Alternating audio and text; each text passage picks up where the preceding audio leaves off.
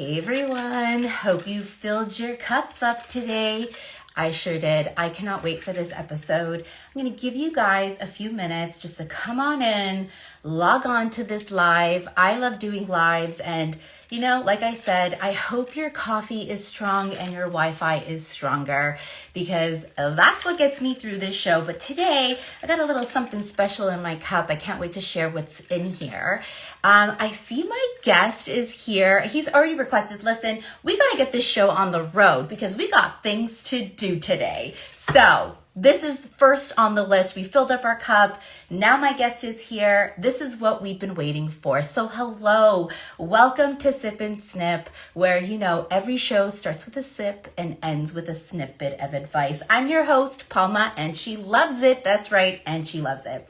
Today's guest has built an incredible reputation combining talent behind the chair with the power of social media. He's a hairstylist, educator, creator, content creator, and independent business owner who's shown authenticity and consistency, what that can take you and your career to the next level. Today, we're talking about building a personal brand, creating content that people genuinely connect with, growing a loyal audience, and what it really takes to make the leap from working in a salon and building your own business. So whether you're a hairstylist, a salon owner, or someone looking for inspiration to take the next step of your career, you're going to want to stick around for this conversation. So please help me welcome the incredible, my friend, Richie Araish to the show. I'm going to get him on. Let's do this.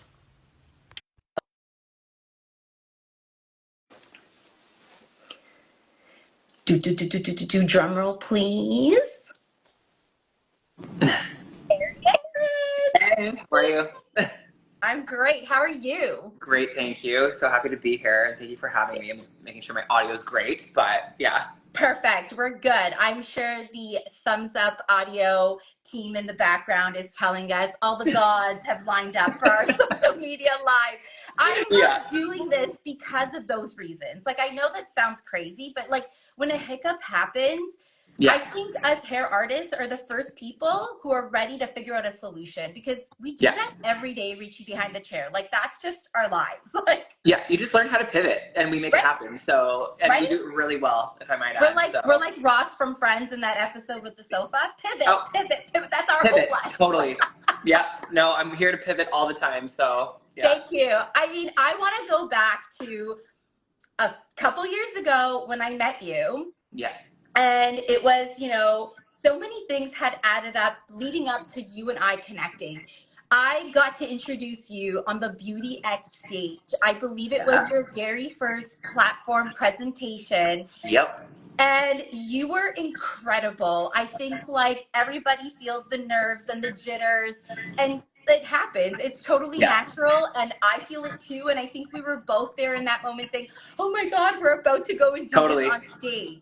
And you killed it. And you blew everybody out of the water to the point where I actually signed up for Great Lengths, class and learned how to do hair extensions. And then boom, I saw you again. So the universe just kept pulling us together. And for the record, Richie Araish, everyone, was the first person who said, the minute I said I was doing Sip and Snip lives on Instagram, he was like, hi, I'm here for you. I want to be a guest. And I'm so glad to have you here today. You have done so much. I'm so lucky to have gotten to know you, and that the universe pulled us together, because I've got to see you work in a busy salon downtown Toronto, as I talk about. But before we get there, what are you sipping on, my friend? So just because I'm extra like that, I have two drinks. So I have my coffee, my collagen coffee. It's basically my hairstylist kind of, it just has to happen. Caffeine needs to be injected into my veins every day.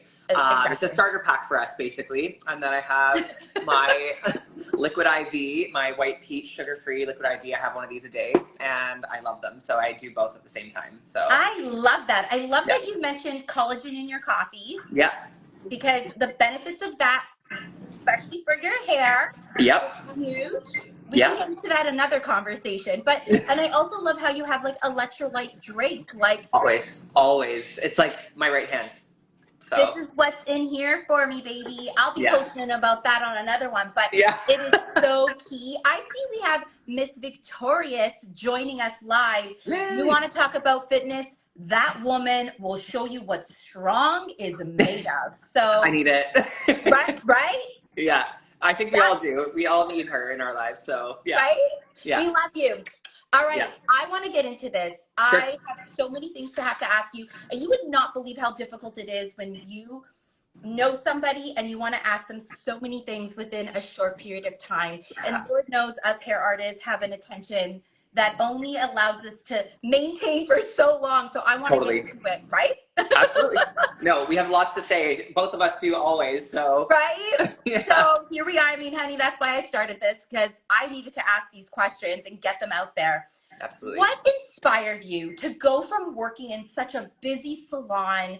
That team was incredible. I was lucky enough to come there and speak with you guys on occasions. And that team was powerful and I loved it for you guys. What made you go from wanting to be a part of that and now becoming an independent stylist? Yeah, that's a fair question. I think that I ask myself that question every day. And, but like going back to my roots, like I've always kind of wanted to be a business owner, entrepreneur, all that stuff. So for me, it was always just kind of like deep rooted, ingrained in me.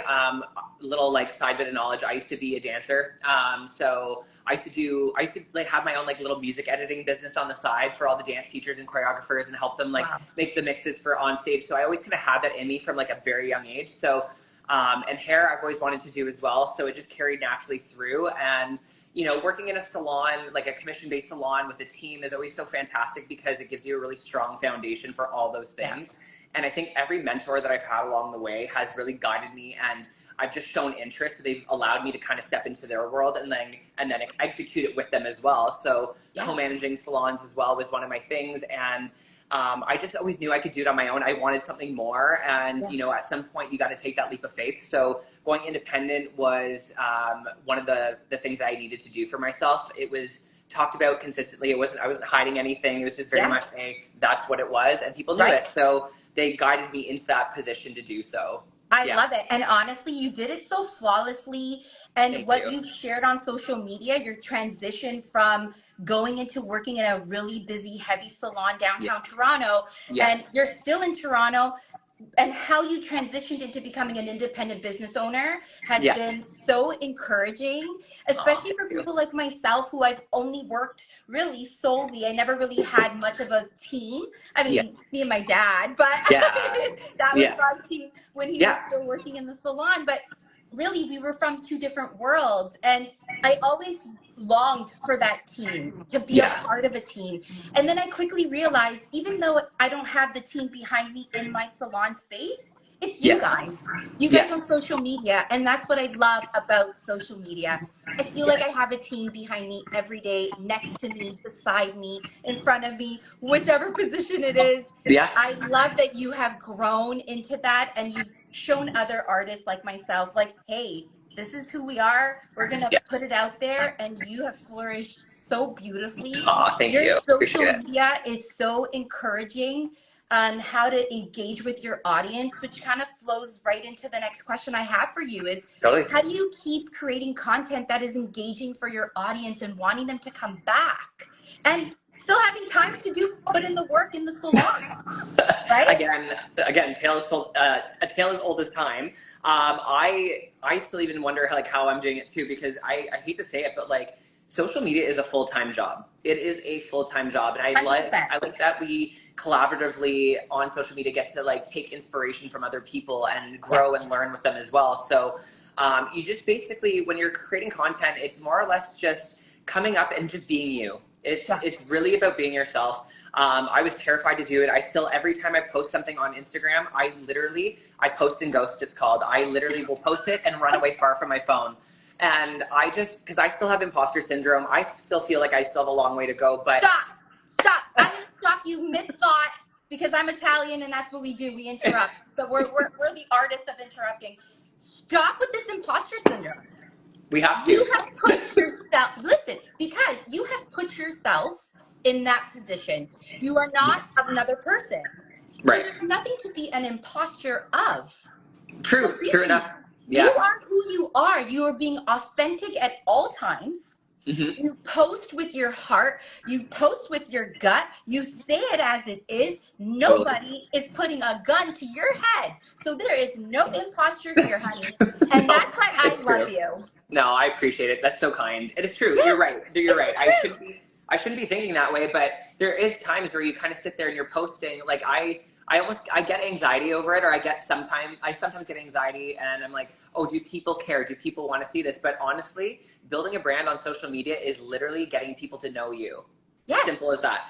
And I think it's one of the biggest things going independent right now is that you don't have a salon that's marketing for you. You don't have anybody else that's vouching for you. You are your market. So you like getting on social media. It's free advertising. It's it's the top thing that made me flourish the way I have. And not to like take myself to that level, but it is take yourself to that level. It is absolutely. Yeah. You have said all the key points. Yes, you will have fear, but let that fear drive your courage. You've done that.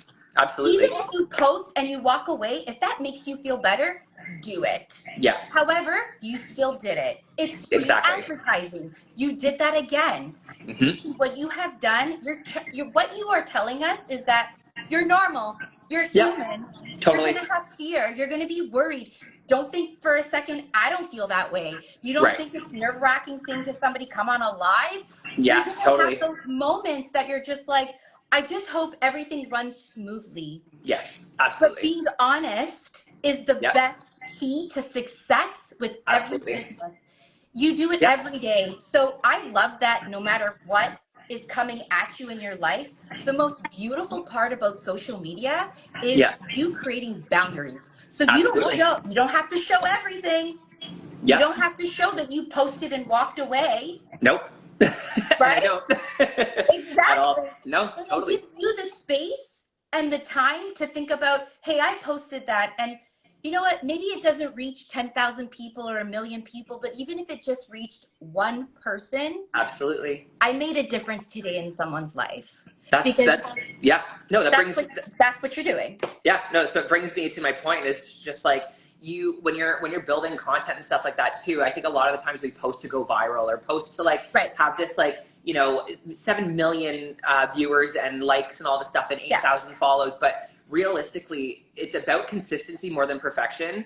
It's about showing up authentically. And one of my things that I tell all my clients is I'm going to be honest and direct with you. I'm going to be like transparent. I don't want any surprises. I don't want any of that stuff. So, even when it comes to social media, even if a post, for example, if you weren't going to post, you don't have any opportunities. If you post something and it flops and it gets 3 likes but 500 views, that's 500 views more than you would have gotten if if you hadn't a post. So there's opportunities there always. Guys, are you hearing this? He's just spilling the tea, one left after the other. I mean, the points that you are making, I hope this is where people are taking notes, because that's the truth. It doesn't matter about how many followers and all those other things. It's you actually going and pressing post, which we're going to get to, because that's your snippet of advice. You've already been laying it thick onto us, Richie. I mean, I love this. I do want to say one more thing. Before we move forward into the other topics, there's something so important to have to learn about moving from a big salon, moving into heavy social media. That you've done all these things and you've learned all the mistakes of what not to do. Yes. Yes, I certainly have. So what are the things? Can you maybe go into a little bit of detail if there's things that you would like to share? What are the mistakes that you've maybe learned from old social media posts or working in the big salon, and then your transition into owning your own business and creating this amazing content? I think it's, that's a good question. I think a couple of mistakes that I've made as a hairstylist is not showing up, basically, like 100%. And I think I've learned a lot from my mentors and all that stuff too. And I think you take each little bit of information, you kind of make it your own. So not saying that anything that people were doing before is wrong. It's just that those are the tools that they're given and that's the way they know how to push forward. Right. So whether I agree with it or not has nothing to do with them. I just know what I'm going to do for my next project. Right. So I think that it's just about showing up authentically, making the mistakes, learning from them, and then now kind of pivoting, like our favorite word, pivoting, to, you know, and to building something beautiful and like a huge brand for yourself. So, and I still make mistakes, and I learn from them daily. So I think it's just very important to just show up authentically, give it your all. And, you know, just because you're working for a big salon versus yourself, you still need to, like, you need to put yourself in the mindset. And I think that's where I changed a lot of things, is I stopped being a hairstylist, but I became a business owner who was a hairstylist and does hair, basically. So I put myself into that mindset and really shifted it that way.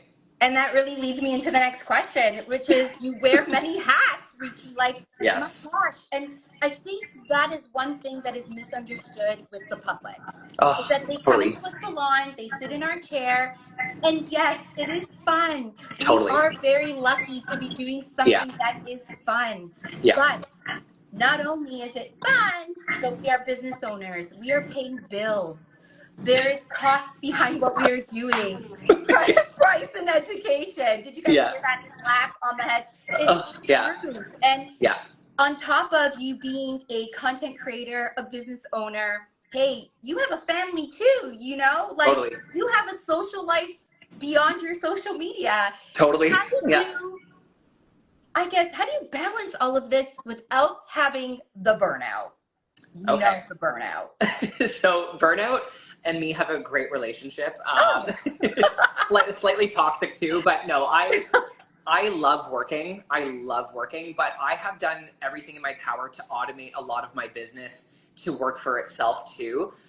So I've invested in the right tools, the booking systems, the accountants, the bookkeepers, and all the things that can keep my job a little bit easier so I can focus on what's going on behind the chair. And that's part of my investment. So yes, like financially, it's a lot up front for sure. And you wear that many hats. Like, I still have to do all those things. But at least it takes the stress out, and I'm able to have things kind of automate themselves in a way that it creates this beautiful ecosystem that helps me do my job better, so I can focus on my clients in the chair. I, you know, batch edit content. I use calendars. I have so many things from the back end that people don't see. And these are all things that, like, you're still working on behind the scenes, and you have to manage them. But, you know, as hairstylists, you know, we're only getting paid when we're behind the chair. And I don't like to make things all about money, but just perspective, it's like, I don't get paid unless there's a client in my chair, but then all the hours that we're putting in behind the scenes, we're not getting paid for. That's a lot of work. You know what I mean? So, especially when it comes to like labor stuff, but I think it's just, I've really taken the time to learn and dive into automation. And making things work for me. So rather than, you know, me working for it, so I can focus on the clients. I love that. So I think what I'm really trying to share with the audience here is that when you're going from a major big salon, the hustle and bustle, your social life is flourishing, honey, you're feeling yourself, you're ready to go out on the Friday, Saturday nights and wake up the next morning and get back to work. And then one day, it's not like you just woke up and said, oh, I'm going to just become an independent business owner and do my own thing. You literally have to map it all out. And I love how you use the word ecosystem.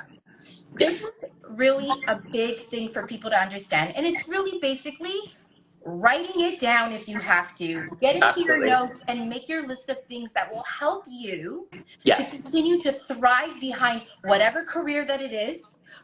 Behind the chair or as any sort of business owner or content creator, is scheduling your thoughts, managing your thoughts, getting ready for the next step of what you want to do, and then execute it. Absolutely. It's all about being aware. You have to be so aware. Like, well, you do it so well, Richie. I love kind of just when I was preparing for this episode and I was just going through your Instagram, my God, you gave me so many ideas of how to better myself behind the camera. And not only that, but you've helped me better myself as a hairstylist, a hair artist. The points that you've given out are not just for your clients watching your content, but even the content for the hair artist. Absolutely. That's a tricky part too. Do you find that sometimes you get overwhelmed with when to post something for a hairdresser or when to post something for your client? Daily. And I think that's why I think that's why, you know, showcasing your personality, I think that they all kind of funnel into each other. Yeah. You know what I mean? So I've come up with content pillars and things that I know will flow in, because you got to build trust with your clients, right? So like people know that I do great hair, and you know I do great hair. But people want to know who you are and what else that you have kind of going in there, because they want to connect with you as well. Yeah. So for me, it was very much like I sit there and I map out everything. I'm like, how can I relate this to the clients as well, and how can I help you know, hair artists in the same boat as well. So extensions, for example, it's like, you know, best bond in the world or whatever. Here's why. Right. That also tells the, you know, the hairstylist that's potentially wanting certification or wants to learn, this is the best one, or my client goes, this is the best one. He does them. Okay, perfect. So they funnel into each other. So I have a system in my brain, and sometimes it's a little confusing, but it funnels in, and it's it just works. And I sometimes just post goofy stuff as well, because like gotta show off the personality, right? So I love that, and I think I want to see more of that. I love when you showed like your edit of you doing something, and you're like, oh, like I love that. Like, that's silly too, because you know I get it. It can be really serious all the time, and but life needs to throw us some curveballs, baby. Yes. And so just being who you authentically are of fills my heart. And you know, even for the people that are watching today, I see a really great friend of mine, Chris Empanada Papi. Shout out, honey. I love to eat my feelings too, and his empanadas are to die for. And honestly, he was a big part of my evolution into creativity. And I think like pointing out your friends that encourage you to be who you are. And if somebody doesn't like it, honey, I say it on so many platforms, just keep on scrolling. Yeah. Right? Yeah. Goodbye. Yeah. Bye. You know? And the ones who stay, I want to learn from you. You know, keep people in your circle that help you grow. Absolutely. And Richie, you are in my circle, baby. I learned so much from your posts, and you're not afraid to press that button. And so that leads me into my last question for you today. Oh, so sad. I know. So now that we know that you're double fisting, we know what you're sipping on. Show, baby. We're going to jump right into your snip of advice. So here it comes. So to wrap up our conversation, there are so many hairstylists who want to create content, but are afraid to put themselves out there. What's your snippet of advice for someone who's hesitant to hit post and simply doesn't know where to begin? Just post it. Like literally just post it. I wish I had somebody tell me that in the beginning as well. I had so many ideas. I still have so many ideas, and I wish I'd pressed post earlier on in my career, and wasn't afraid to show off authentically who I was, even making stupid faces. You know what I mean? I will do more. I have tons, trust me. But it's just post it, and don't be afraid to show up on social media. We're all here to support. And the people, like we said, if they don't want to be there, then they can scroll on and they can see themselves out. You know, so. I love it. Oh, I love it. Absolutely. I always say that Nike is not a multi-billion-dollar company because their logo is just try. Their logo is just do it. Absolutely. And how powerful is that? So you guys heard it here. Just post it. Just post it. Right? I want to know also, before we really just close it off, not just post it on Instagram. Where else do you feel that you have an audience that can grow? Would you say Facebook, TikTok? Is there other platforms that you would want to tag it to? All of them. I say all of them. I will post it anywhere. I post it on TikTok. I had Twitter at one point, but I don't really love Twitter, so I just post it on X.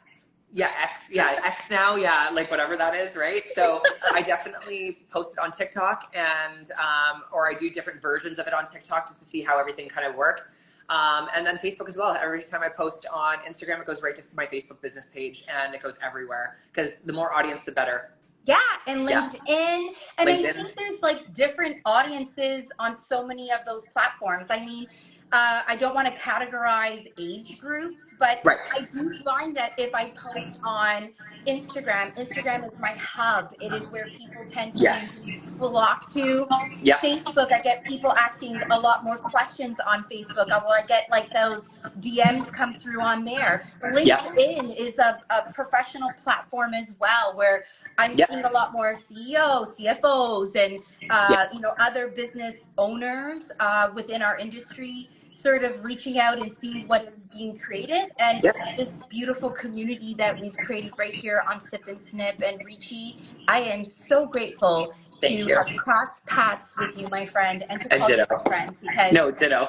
Ditto. you We're are great. so brilliant. And I cannot wait to see what you have next up your sleeves for the years to come, because you're so fresh and so innovative. And even if one day you decide, that's it, guys, I'm off social media, we will miss that. But Yeah. don't do that, okay? Because we need to see more of what you have. So post it, walk away, and come back to us quickly. Totally. Totally. I'll be here for a while, I promise. But lots of stuff up my sleeve, so I always. cannot wait. We'll see Yeah. you soon, my friend. Absolutely. Thank you to Thank everyone you who so joined much. us live. I saw my best friend too. She was so sweet. I love the little, moments that we can interact with people who love us and come and watch us live, Richie. So thank you. Yes, Thank you so absolutely. much. Thank you so much for having me. I appreciate it. I am so excited to see what you do next. Thank you. You as well. I'll be watching all the Sip and Snips from now on. Thank you, baby. Yes. I love you. Love you. Love to everyone who watched. And for the full episode, you guys will see the link for YouTube, and we'll see you guys soon. Much love, Richie. Bye. Thank you so much. See you later.